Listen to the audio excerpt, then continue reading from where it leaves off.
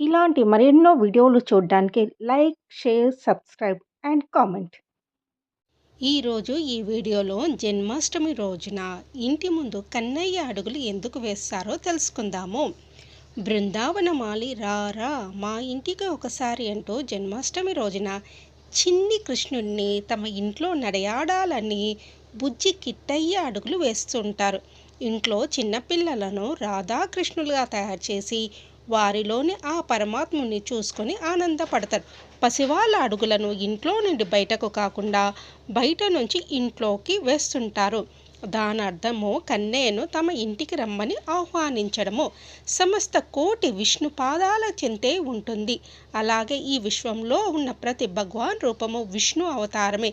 రాముడిలా మారి రావణ సంహారం చేసిన, కృష్ణుని అవతారం ఎత్తి నరకాసుడిని వధించిన అవన్నీ విష్ణు అవతారాలే.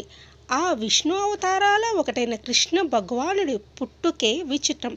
ఆ తర్వాత ఆ భగవంతుడి జీవితం అంతా కష్టాలే.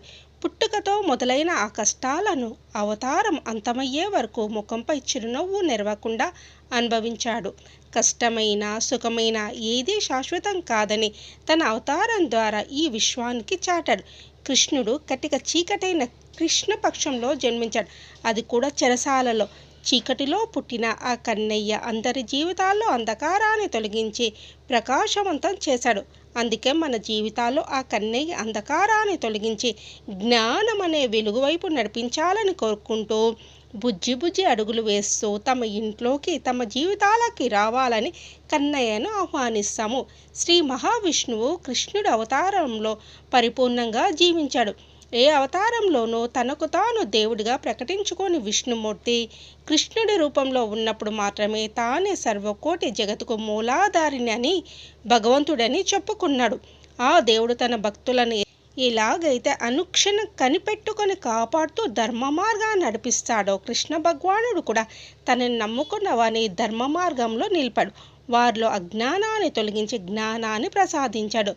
బ్రహ్మచర్యం, గృహస్థాశ్రమం, వానప్రస్థానం, సన్యాసాశ్రమం ఈ 4 ఆశ్రమ ధర్మాల్లోనూ గురుత్వత్వాన్ని చూపించిన అవతారం కృష్ణ రూపం ఒకటే. అందుకే కృష్ణుడికి ఇంట్లోకి ఆహ్వానం పలకడం ద్వారా సకల దోషాలు తొలగిపోతాయని నమ్ముతారు.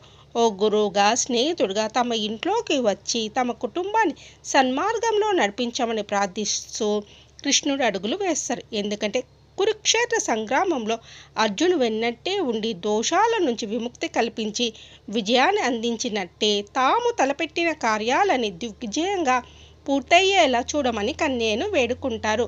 కురుక్షేత్రమంతా కృష్ణుడు తన వారి వెంటే ఉన్నాడు, కానీ ఏనాడు తాను కథన రంగంలో అడుగు పెట్టలేదు. కేవలం తాను తన వాళ్ళను ధర్మ మార్గంలో నడిపించాలని నిర్దేశిస్తూ మాత్రమే వచ్చాడు. అలా ధర్మ మార్గంలో వెళ్తున్న వారికి వచ్చిన అడ్డంకులను తన మాయతో దూరం చేశాడు. అలాగే తమను కూడా ధర్మ మార్గమున నడిపించేలా మార్గ నిర్దేశం చేయాలని కోరుతూ వేలు పట్టి నడిపిస్తూ సరైన నడవడిక నేర్పించమని కోరుతూ కృష్ణ పాదుకలు వేస్తారు.